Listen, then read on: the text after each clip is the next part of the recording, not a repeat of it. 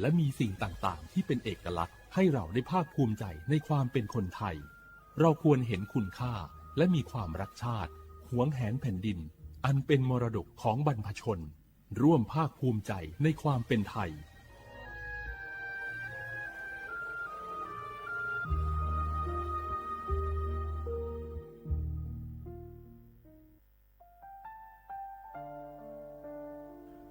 อาเดือไทยมีขอสองผาอามาสมเด็จพระนางเจ้าสิริกิติ์พระบรมราชินีนาถพระบรมราชชนนีพันปีหลวงควยตาโอดาเลียกาชายันดาชอเนมาอายออามามีขอเปียวเนไทยมีขอกะดูอาคาชอเจอกะดูเงเกเนลาหมายแอจิเชนีถามีเนนืมาหลักเฮมาเงเลเชญญาเธอมิเนอาดิมาโยหานาลูอายองเนเกเนโยเยบอนเนมาอีนอายอมาโดอาดิเนโกเอียเนเควตาโอดาเลมิเนนืมาเนสาวเนวอจจอยเรญาอาดิมาโยหานาลูอายองนืมาหลักเฮยอจอนาลูเนเกเนโยเยบอชอเนมางามาอาเขาชดเจโยกานาลู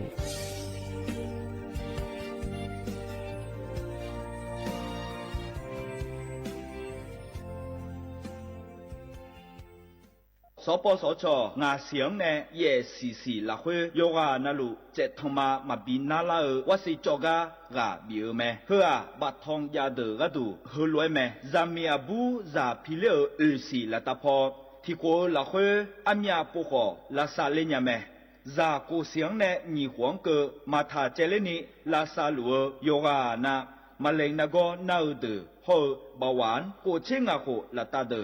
โยฮามาชอบานยาอุดทาลัสเมียนาอุดนาโกโลคุมเจจอยอุดโลกเอสนาโกนาโดลาอุดเฮที่ยากิโลเจอุดสิญญาเจมอนาสปสชติซุมจำยอสปสชเขตหนึ่งเชียงใหม่นากาจำยองาซุมนีเยงาซุมงปายดามอดนากาตีโกจำยอนึมานาโกนาลูอดนากาติซุมนีซุมโยกานาลูก็ดูไม่ได้ฮัลโหลสวัสดีครับพี่น้องอายุอันนี้เดือขยาวโฆษณาไกกะกอสถานีวิทยุกระจายเสียงแห่งประเทศไทยจังหวัดเชียงใหม่พอปานเนบีเคฮอมอนาแอออนหลิญาเมเจสถานีวิทยุกระจายเสียงแห่งประเทศไทยเฮนาอย่าซินกอนบีดูอย่าล้อนแต่ช่องหางละหาเชลกะปอจักกันเนดูพออีสอนนี่กะมาเล่าเนกะมองขากากาอีกุญญาอายิเนียวโฆษณาบีเกหมอญาแลนึงมาอ้อนนากาไงเหลียวแน่ไงชนยางายีเนียวนากาสัมโบนาขอนี่จำยองาซุงมีสีโกจำยอโกเย่และงาเดใจที่โบนาขอนี่จำยอเวนี่โกเย่งาสีเวและงายีเนียวมาเจอเกญา我是小米我報達啫，我ไม่ชอปเปอร์ เหมือนสงค่า ป๊อกว่า ย้อซง โอดูธรรมา สถานีวิทยุภาษาชาติพันธุ์แห่งเดียวในประเทศไทย ทันสมัยเชื่อถือได้ แล้วพบกันที่สวทเชียงใหม่ AM 1476 กิโลเฮิรตซ์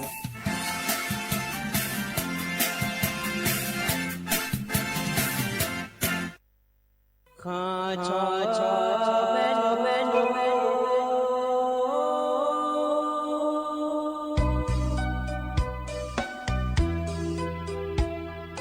จะนี่จอผู้เลี้ยงดอกทุยอาคาเบจะนี่จอโมเลี้ยงดอกชอยอาคาเบชอบพามาสิจอชาโลนาอีเบ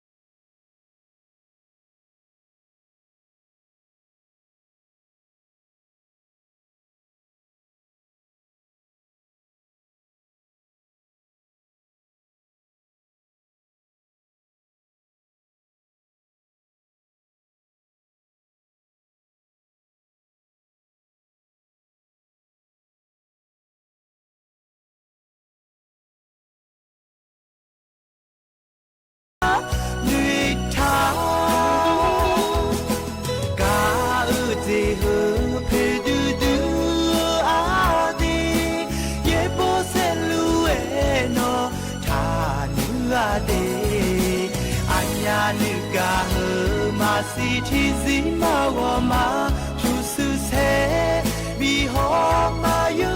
呀绿塔。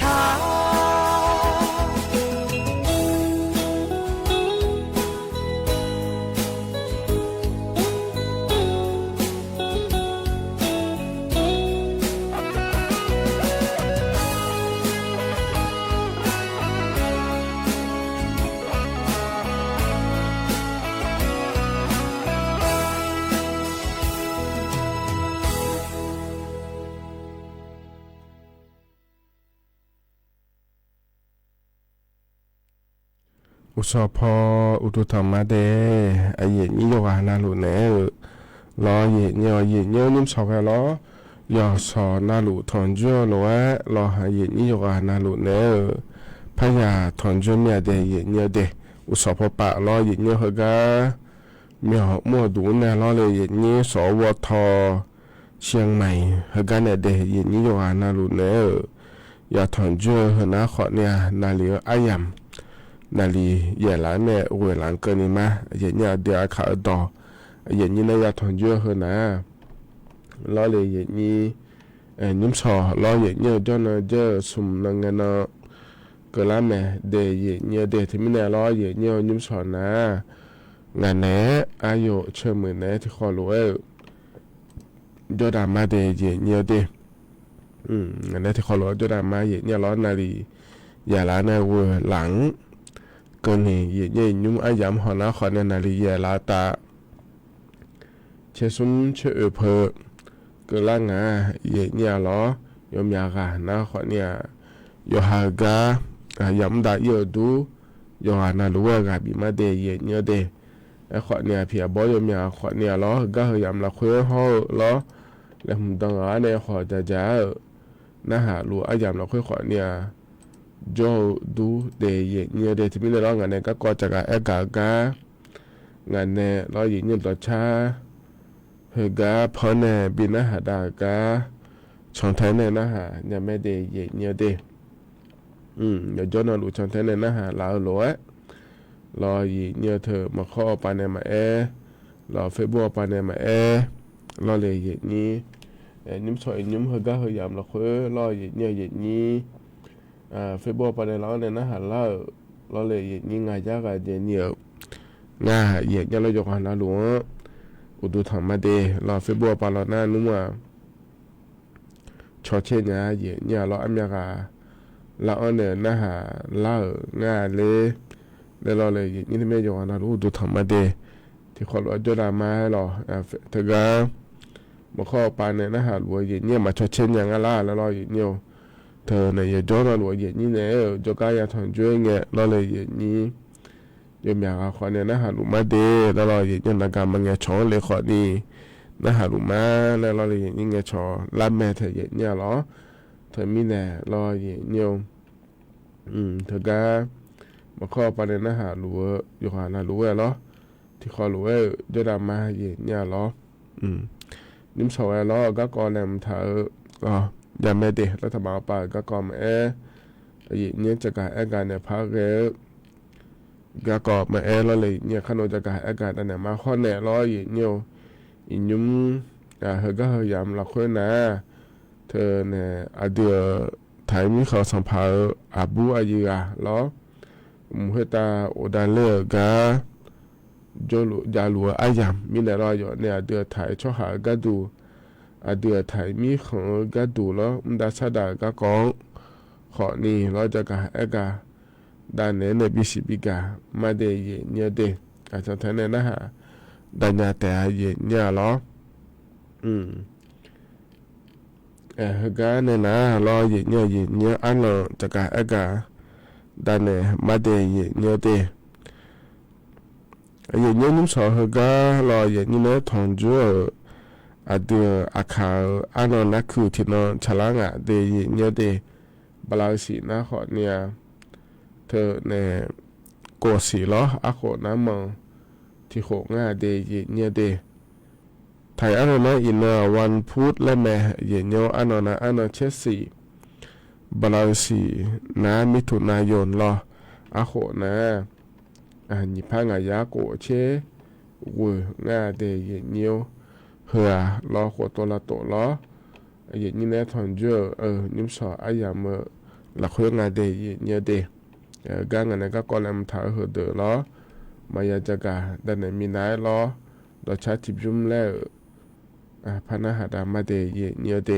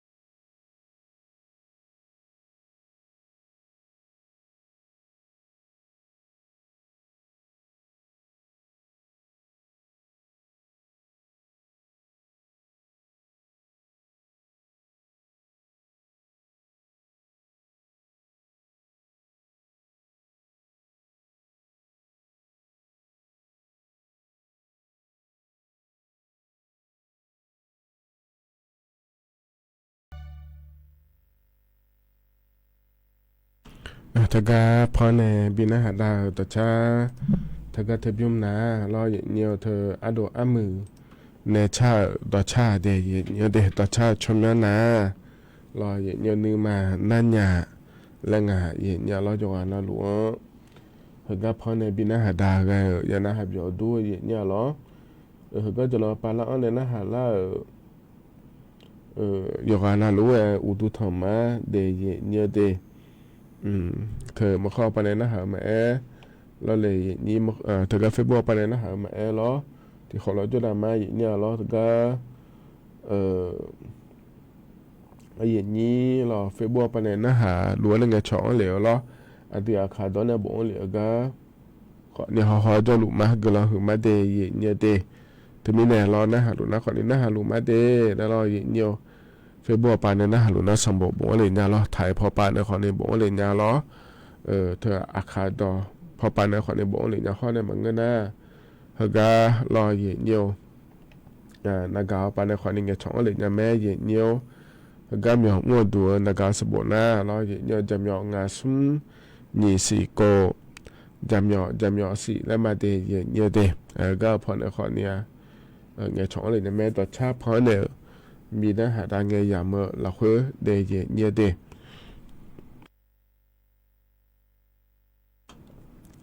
การเนี่ยนะเราก็ก่อนแล้วเธอจะกาด้านเนี่ยมาเนี่ยเธอเดือไทยมีขอสัมภาษณ์อบูอายุก็เกาะเราเนี่ยอินยุ่งพยายามเราคุยเราอย่าย้อนเราหน่อยเนี่ยเราอยากให้เต่าได้เนี่ยพยายามเราคุยอย่าหลวงเนี่ยเราถึงมีเนี่ยเรามาเนี่ยเกินนะอายอเธอก็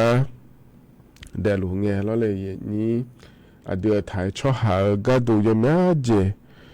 ดาลายาเดียเนี่ยเดมินอุจิอายามเราคุยนะขอเนี่ยเธอก็อายเนี่ยดาลายาที่ก็ดูนะขอเลยเธอเนี่ยมูลนิธิเพื่อนพึ่งพายามญาติและเธอก็อยากจะกะกะดานเนี่ยมาเนี่ยนี้รอนี้เธอเนี่ยเดือไทยมีของเราคุยเราชอบภัยธรรมชาติและคู่งานเนี่ยมีของพระราเนี่ยเจอดาราก็เกาะรอยเนี่ยเราบาหือเล่าเราไม่ใช่แบบยาวมาเราเลยอย่างนี้เขาก็เดือก็ก่ออย่างนี้เดือเล่นในสาวเดือชาวบ้านเนี่ยและงานถ่ายอย่างนี้มูลนิธิเพื่อนพึ่งพายามยากเธอหนาเราเลยอย่างนี้เธอมีเนี่ยเธอหนาขอเนี่ยที่เกาะเราน่าจะที่เกาะก็ดูเขาก็ยิ้มสอเดือกับอากาศดันเนี่ยเธอหนาขอเนี่ยอายุมาโดล้ออย่างเงี้ยอายุมาโดนะขอเนี่ยเธออายุเดินลงเงี้ยแล้วเลยอย่างนี้ย่อพอปาจอโกเนี่ยจอเยี่ยที่ว่าเดียอย่างเงี้ยเดียชอบกฎหมายแล้วคู่งานเนี่ยอย่างนี้เธอก็อายุมาโดนะขอเนี่ยรออย่างเงี้ยเดือถ่ายช่วยหาก็ดูย่อก็ก่ออินมาดูมาจุ่มลัวเหอะเดือถ่ายมีเขาเหอะจุ่มลัวเหอะแล้วเลยอย่างนี้要查要到了回来，有么个都得那个面积，长大也得也要得，那是这个อธิบดีอัยการและคู่งานไทยเนี่ยแต่ก็จะพออยู่เกินเนี่ย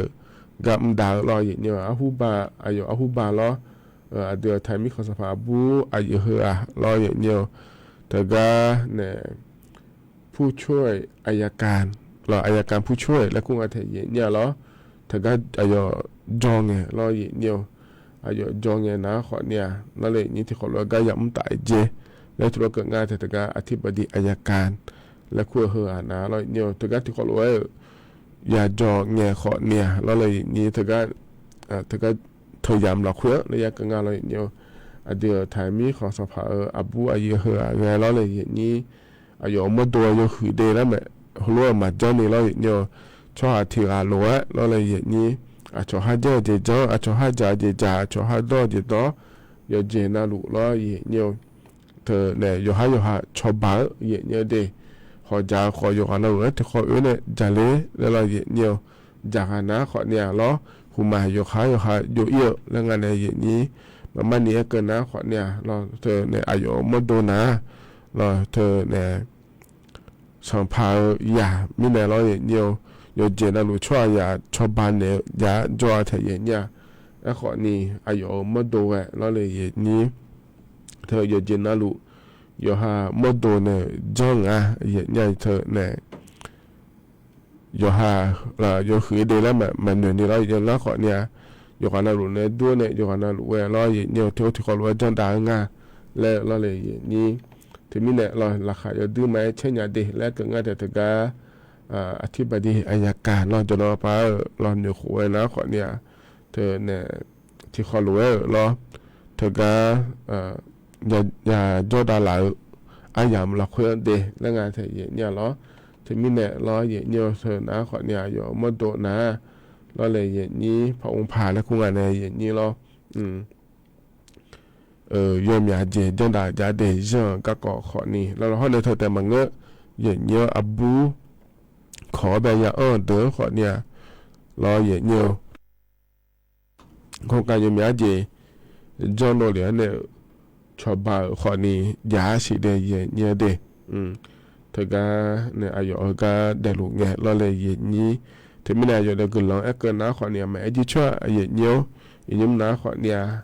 อายุเนื้อเกออายามาละคุยจะหลุมมีเนี่ยทีน่ะจื้อรอเนี่ยเธอเนี่ยรอยุ่มเลยจะกะกะด้านเนี่ยBCP กะเลยเดเนี่ยเดเห็นนะขอเนี่ยยุ่มแล้วรอเนี่ยจะกะกะด้านเนี่ยเนี่ยอันนั้นใจที่ก็ดูนะเราเนี่ยอดีตในยุคหุ่นเตี้ยก็เดเนี่ยเดมินเนี่ยแม่เนี่ยรออันนั้นเช็คก็ยังไงเรานาลีลาที่เกิดอายามเธอได้ยามเราคุยเราเนี่ยอายามมาโดนนะขอในเธอการเมืองคาซานสหพันธรัฐรัสเซียและคุกาอีกเดเนี่ยเดอาจจะก็ดูงั้นเลยแล้วนะขอเนี่ยอินห้องในอาคารนุสเราเนี่ยอันนั้นเช็ดสีห้องในเชี่ยเฮนี่นอนเราคุยนะเธอก็เธอเด้อเรานี่บอจ่าอิงเดเนี่ยเดบอจ่าเฮก็ปวดก็ดูนะชมเนี่ยเราเนี่ยการประชุมสุดยอดผู้นำการประชุมสุดยอดอาเซียนรัสเซียสมัยพิเศษและคู่งาเดเนี่ยเดเฮก็เราเนี่ยอาเซียนมีของปาฮอนเนอร์รัสเซียมีของเธอชอตาลาล้อสุ่มเชียงงาโคเบียงล่ากาล้อบอจ่าง่าเนี่ยล้อเธอมีเนี่ยเยอะเฮนี่นอนเราค่อยนะขอเนี่ยเดือนายกรัฐมนตรีล้อนะขอเนี่ยเธอการัสเซียมีของจอเนี่ยบอจ่าง่าเดแล้วจะกะอากาศอันนั้นบิชิบิกาเลเดือไทยชอหาก็ดูเดือไทยมีของก็ดูเดี๋ยวก็ยอมมีของเนี่ยชอตาเนี่ยเราอย่างเดียวคือละมาละเนี่ยก็ดูแล้วบอจ่าง่าเดเนี่ยเดรัฐบาลชอรัฐบาลป่าก็ดูแต่มันเงือเนาะเอกชนปานได้ขอเนี่ยเธอไงชอง่ายก็ปวดก็ดูนะเนาะดีก็ก็แม่ยมีอาจียมีก่อนละคุยเราไงชอง่ายเดยินเนาะเราอินเนาะห้อเนี่ยขั้นนึงสออายามเราคุยง่ายเดและอย่างเนี้ยเราBCPก็ดูเดและจะกะกะด่านเนี่ยปีกาเลเดเนี่ยเดอันนั้นจะที่ก็ดูเราอย่างเนี้ยเธอเดือนนี้มันตีล้อมีนหัวหน้าแต่อันนั้นเช่นกันบอจ่าเราเลยอย่างนี้แต่ก็มหาไทยและคู่งานไทยเนี่ยเราจังหวะเขาปะเราผู้ว่าราชการจังหวะเขาปะเนี่ยที่เขารู้ว่าบอจ่าง่ายเนี่ยยอมยาจียอมยาก่อนเราคุยแล้วแต่ก็อย่างนี้ไทยช่วยไทยและคู่ก็ก้องมาเพราะเนี่ยเราเนี่ยบัตรสวัสดิการแห่งรัฐและคู่เธอก้องมาเดเนี่ยเดือนนี้ทุกทีในยาเกิดที่ก่อนนะเราเนี่ยเธอเนี่ยบัตรคนจนและคู่เธอดอทรู้ว่ามาบีอยู่หมดเนี่ยเด็กก็ในหน้าไม่หัวปาเดแล้วทรู้ว่าโดนงานไทยเนี่ยจะมีในงานแล้วเกินหน้ามันนี่นะเรารัฐบาลปนเนี่ยชอบบาเหือชอบสายบีเจียก็ดูเดแล้วเจ้าโนเหลียวมีเนี่ยเราเนี่ยโครงการยมือเดินนะเราถึงมีเนี่ยชอบสายบาทแล้วมาบีคู่หมดเนี่ยเจแล้วทรู้ว่าเกิดงานไทยเนี่ยเรากันเนี่ยนะขอเนี่ยต่อยอเราแต่ก็เจ้าหน้าที่อยู่ทำนะขอเนี่ยบัตรสวัสดิการแห่งรัฐและคู่เทอมล้อรัฐบาลปริญญาชอบบาทเธอเดแล้วเธอก็เธอดอทุลบิยุมเนี่ยเดบาสุริการแห่งรัฐและคู่เธอดอเดและธุรกิจงานไทยเนี่ยแล้วขอเนี่ยเงื่อนแม่เนี่ยเรารัฐบาลปานเนี่ยโครงการเจ้าหน้าที่นะขอเนี่ยเราอย่างนี้สั่งอะไรแล้วอย่างนี้เธอเนี่ย ชาวบ้านเนี่ยไอ้ขอเนี่ยอย่าโดนเราลูกโลสายแล้วมาเงื่อนอะไรอย่างนี้รัฐบาลป่ารอชาวบ้านเห็นไอ้ขอเนี่ยอย่าเดี๋ยวยี่ปีมือดาราก็ดูเดแล้วจนโดนเลยในชาวบ้านมีเนี่ยรอเนี่ยช่วยเสียบามังงาเดและธุรกิจงานที่เนี่ยรอบัตรสวัสดิการแห่งรัฐและขวดเดแล้วรอเนี่ยธุรกิจดอกบิยุมเนี่ยเดและงานที่เนี่ยรอที่มีเนี่ยก็เกิดนะขอเลยอย่างนี้ช่วยเอาจีมาล้วยเนี่ยอาลามาเดเนี่ยจงอาศัยโถยุ่งกับขอเนี่ยช่วยมาดอกเราอย่างนี้จะเดแล้วก็งานเราเนี่ยอย่างนี้ถึงก็บัตรสวัสดิการแห่งรัฐและขวดเถอะยอสื่อปอยากเกินเนี่ยก็ดูชมยอบิดเดย์เนี่ยเดอันนั้นนี่เช็ดติ้งก็เนี่ยอายามอย่างงั้นสิเนี่ยเราชมยอดอกเนี่ยเราอยู่ไม่หอบไปในดอกเนี่ยไหมน่าดอกอ่ะนะขอเรียกให้ชมยอเธอดอกเราเนี่ยรัฐบาลก็เล่นงานโลแล้วก็พัฒนาเช่นอย่างสิเนี่ยเราถึงก็อินเทอร์เน็ตเราคุยเลยเนี่ยเราบัตรสวัสดิการแห่งรัฐและคุยถึงบัวเนี่ยเราชมยอตัวเราดอกนะขอเรียกเล็กเกินนะเล็กเกินงานเดแล้วดูแลแม่เนี่ยไอ้ขวัญเนี่ยยอสืบโปยางาโลแล้วไอ้เจ้าเธอหนาเราเนี่ยอันนั้นเช่นสิบาลาเฮน่าเฉลาเสียงแบบเดียเนี่ยเด็กกรกฎาและขั้วสิงล้อเพื่อนเราอยู่งานลูชิละแม่เราอยู่เดิมแม่ยอสืบเดิมแม่ล้อสัวเรายอสืบโปยางาสัวยอสืบโปมายางาแล้วเรายาน่าจะมันง่ายในนี้ดอนหน้ากับแม่ล้อไอ้ขวัญเนี่ยมายาเดินนะขวัญเนี่ยมาบ้านนี้สามารถเลยแล้วเราเนี่ยยาเกินหมอเมียเลยแล้วนะขอในชอบการอุทธรณ์และคู่กันดีสัญญาสิทธิโปรเราอายามายมาเนี่ยบินเนี่ยรวยเราเลยอย่างนี้จะมีเนี่ยเรานิ่มสอนนะฮะลุงเงี้ยเทียนะเธอชิมยาบัดดอกสิเดเนี่ยนะขอเนี่ยเขาเข้ามาชมยาดอกเลยเนี่ยไม่เดย์เนี่ยเดนะขอเนี่ยเธอก็บัตรสวัสดิการแห่งรัฐและคู่ก็เกาะเราจะก็เอกาด้านหลังในบีซีบีกาเลยเดย์เนี่ยเดนั้นยุ่งตอนแบยอย่างพอเราคุยล้ออย่างนี้เนี่ยถอนจุนเนี่ยล้อจะกะเอกะด้านนั้นเนี่ยบีซีบีกะเกาะเดกันหนาเนี่ยล้ออย่างนี้ต่อชัดทิบยุ่มแล้วพนักหัดมาอย่างนี้ล้ออาคาเรคคอร์ดในชาต่อช่างเดงานทะเบียนเจเนล่าแล้วอย่างนี้ล้อหับยุ่มที่ขอรวยนะฮะเบียดมา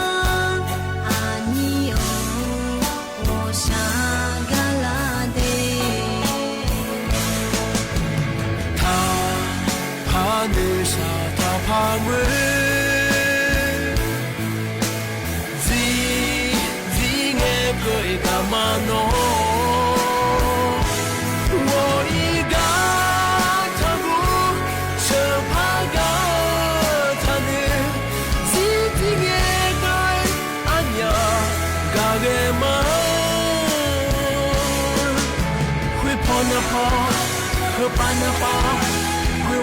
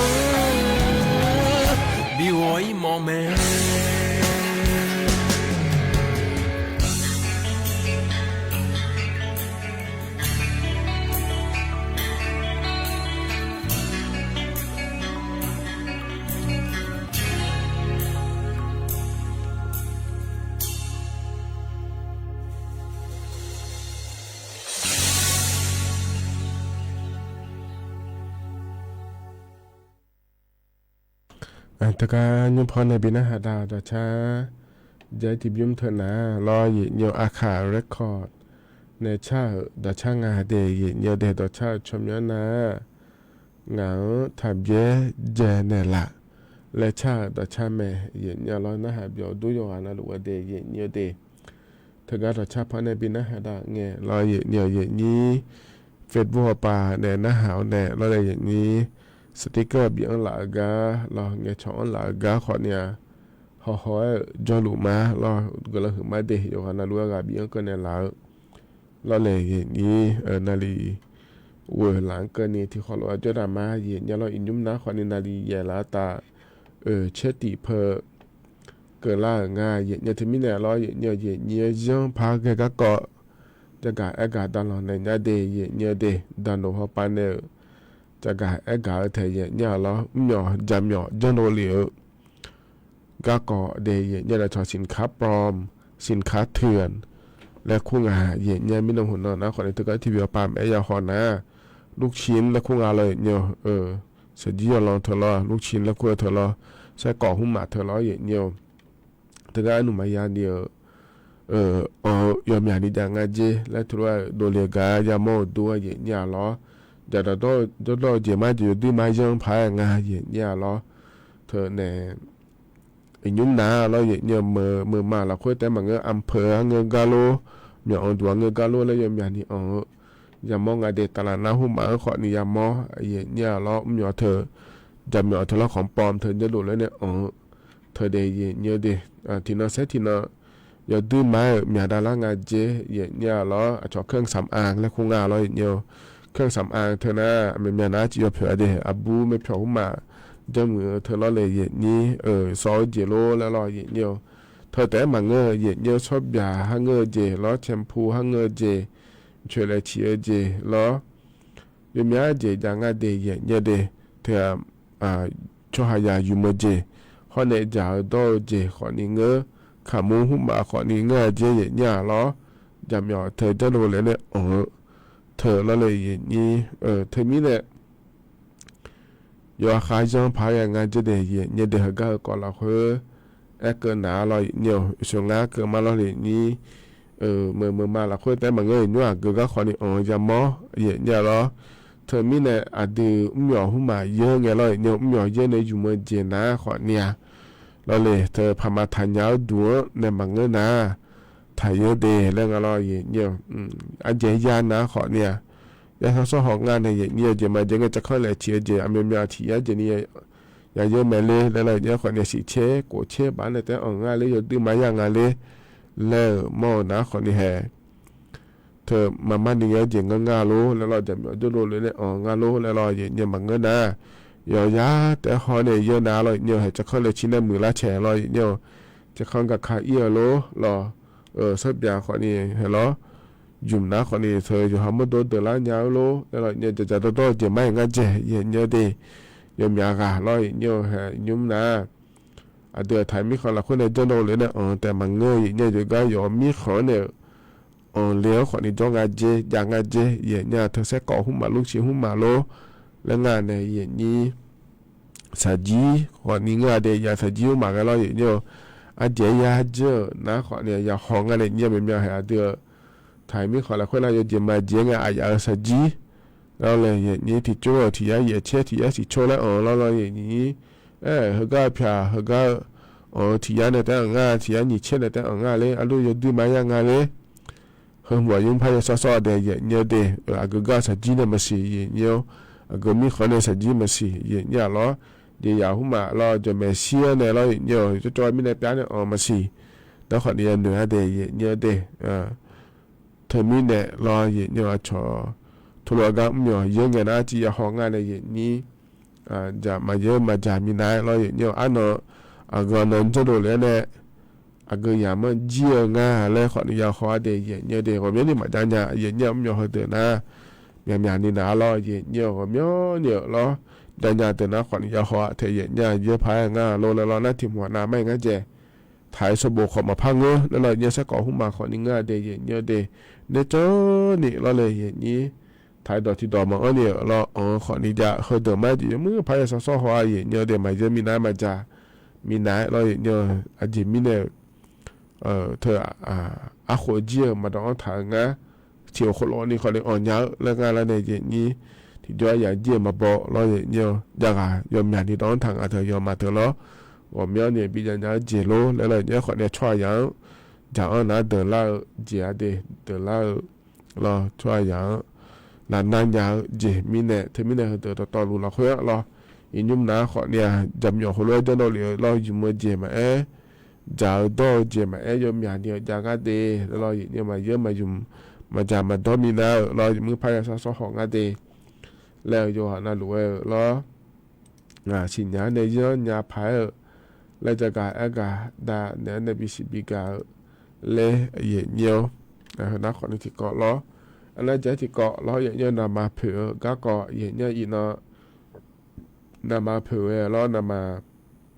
ดีเซลแล้วน่านวดที่ขอบยาเนี่ยอย่างนั้นสิไอ้ขอเนี่ยแก๊สโซฮอลเป็นสิ่งป่าก็ดูนะสิเชียงอาสดาแล้วพากาคาเลงาเดยเนี่ยเดเธอมีเนี่ยเราเนี่ยเขาก็จะมาเมื่อเราคุยนะเธอก็E85เทอมนะขอเนี่ยสมเชติบะเวชเวสดาเนี่ยงาเดE20เธอนะขอเนี่ยสมเชโกบะงาสดาเนี่ยงาเราแก๊สโซฮอล95เธอนะขอเนี่ยเชติบะงาสดาเนี่ยเนี่ยแก๊สโซฮอล91เธอนะขอเนี่ยเชบะโกเชเยสดาเนี่ยงาเดยเนี่ยเดไอ้ขอเนี่ยดีเชียวปาลอน่านัวเราสมเชื่อว่าบางงาเชื่อสะด้านงาเราไม่ต้องห่วงในนั้นว่า มือดาราเดือดแม่เนี่ยมิโนเนาะก็ขอเนี่ยนำมาดิเซลแถวเชื่อบานเนี่ยต่อปาญาชีแล้วขอเนี่ยมิโนรอที่บาดเจนี่ก็คาเรียมิเนี่ยเราเลยอย่างนี้เธอเนี่ยนำมาเผยนะรอดิเซลปาก็ดูนะก็จะมาเมื่อเราคนเนี่ยเชื่อบางมาพักก็เลยแม่เดย์เนี่ยเดย์นะขอเนี่ยนำมาเผยรออย่างนี้อย่าจนนั้นรู้อย่าจุ่มเด้อจะการเอกาได้เนี่ยบิสิบิกาเลยเดย์เนี่ยเดย์เหือต่อรู้ล้อนิมสอกาเยนี่เนี่ยถอนจุนเนี่ยล้อจะการเอกาได้เนี่ยบิสิบิกาเดย์เนี่ยเหือกันเนี่ยนะล้ออายามข้าจะเล่าเหือเนี่ยล้ออายชาการแล้วบินาหาดาเกมาเดย์เนี่ยเดย์นิมสอกาล้อแหลมฐานเนี่ยพอในบินาหาดาเหือนะขอเนี่ยเธอก็อาโดอาเวมุปกูเนี่ยชางานไทยเนี่ยรอเลอาคารเนี่ยเดย์เนี่ยแล้วก็ผมรออายามข้าจะเล่าหรือว่าพร้อมบินอาหารดาวเนี่ยอายามเจี๋ยน้าก็อีมาเดย์ย้อนนั่นเลยอยู่หมดจะสะดวกเราคุยจะได้เราเดย์เนี่ยเดย์อย่างน้อยหยอกล้องานเนี่ยอายเชื่อมือเนี่ยที่ขอรู้ว่าพัฒน์จุฬามาเดย์ว่าอีมาเดย์อุดุธรรมะ那都有真啊，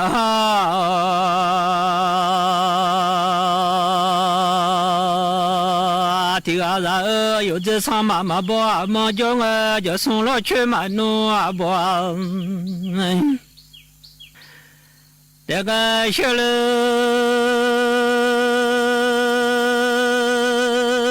不多少家牛天那那个小母牛啥的鸡啊，什么马路啥叫小马个啊？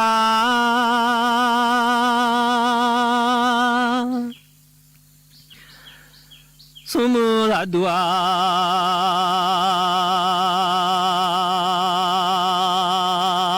马路啥叫小马个？我去马路啥叫小拉娘？我去那堵马路撒娇，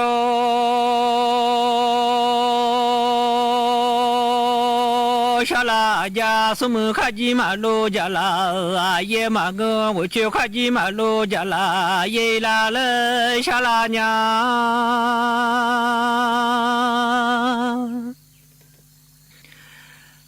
卡吉吉下大后来下拉娘。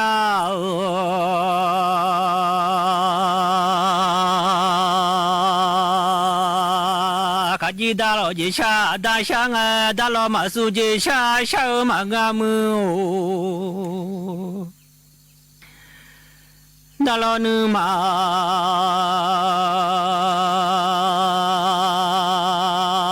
马苏吉下小马个，大老车尼呀苏苏啊么哦。大老女马车尼呀苏苏啊。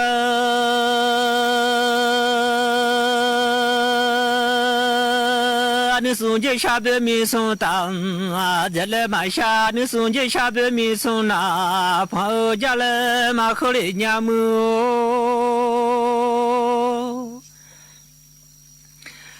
阿金大佬，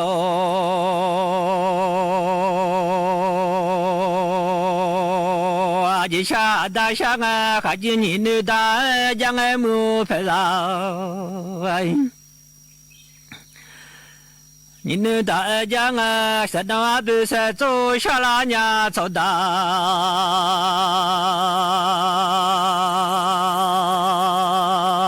山东走大不是走那大你啊啦，天走下拉苗。都有真啊哈提啊，有哈吉那帮呀么子那大你啊拉提都，下个去到咱小包都下拉娘，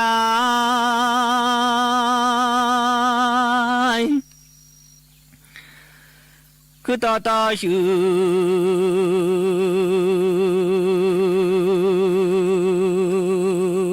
那小包都上啊，什么啥都马路撒娇，下马我我去马路撒娇上啊，我去那都马路撒娇，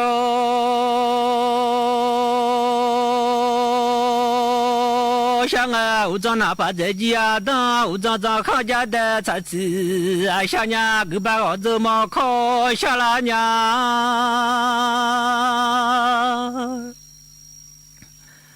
我把准备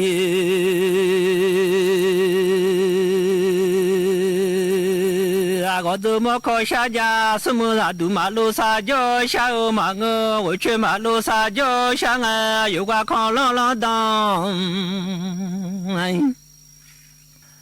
刚家下了表，不多少家牛少天呐，和大妈你鸟康，让老婆马上下了娘。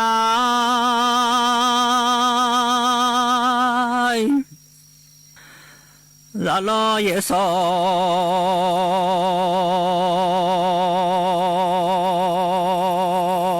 不马上下啊，有个拉郎塞好。拉杜下拉苗，拉牛的走拉白，想啊，我去拉杜马路撒娇，想啊不安。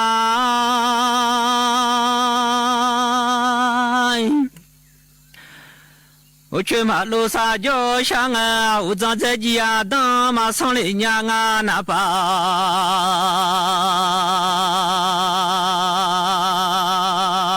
在家当马上我长长康家的，在芝麻上面。你把请我怎么考？马上考啷啷当康家，马上考大马你鸟康，让老爷少铺买。咱马上考啷啷当康家，马上路拉啷还塞卡拉路啊，马上来家闹来拉的快你走了呗。马上苗，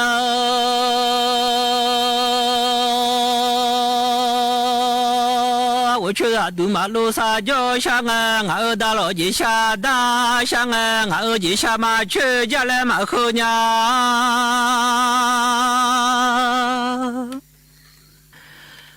俺大老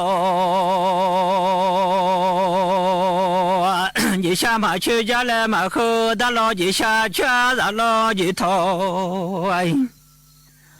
马刚俺家来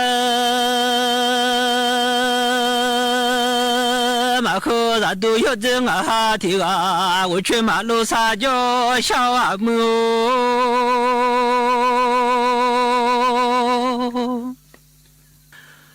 我去拉杜啊，马路撒娇想啊，俺红啊妈，我来下拉娘，俺马老红啊妈。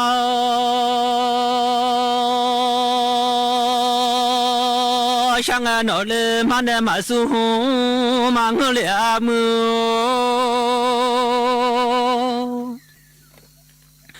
马老奴马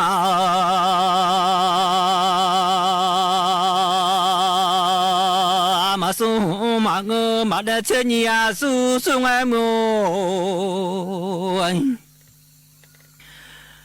马老奴马车你啊苏个你手红的米送大，再来马下你手红的米送那，朋友家来马口里家么，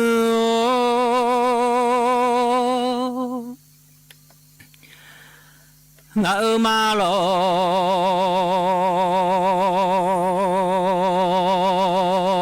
我把下个马那古拉拉走小马个娘。马那松西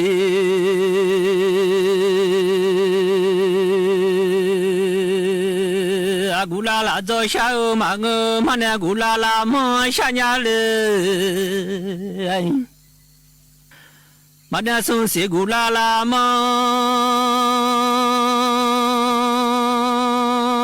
上啊，活动了当嘎子，可不是打岔了下伢么。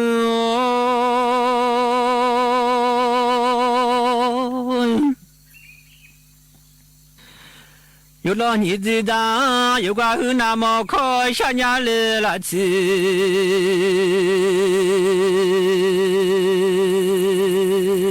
有那么可想家会弄拍当岗，那就别吵了，下家拍子个啥就好事情。咱来下家别看了我，得了看，下家咱老别皮别拿手口，下个什么马路撒娇，小马个马，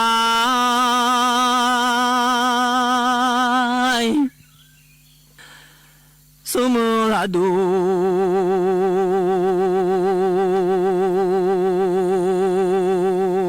马路撒娇小马个，我去拉都马路撒娇香啊，阿帮拉就拍家面目，阿帮拉都拉就拍家面拉就拍家把伊马下，里边不拉穷拉啥小马个马。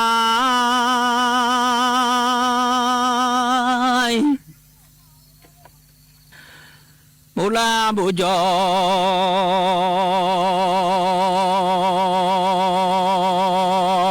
穷了咱小马个，不拉不动啊穷，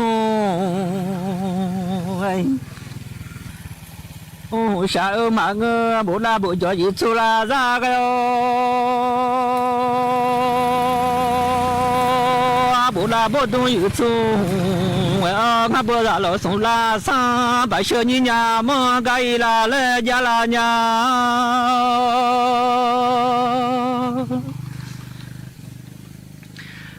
把小把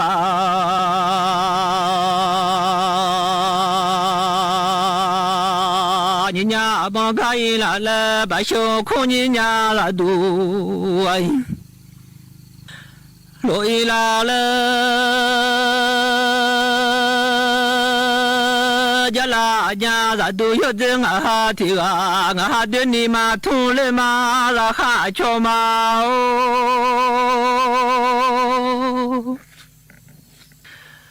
俺哈巧到。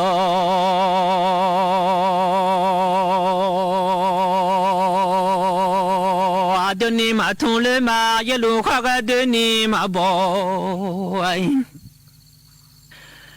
你嘛闹了，你嘛这刚的家路，小就把六次老的多，第二个胡草毛到大上老农没几不同的马到，然后老农还见没太多啊，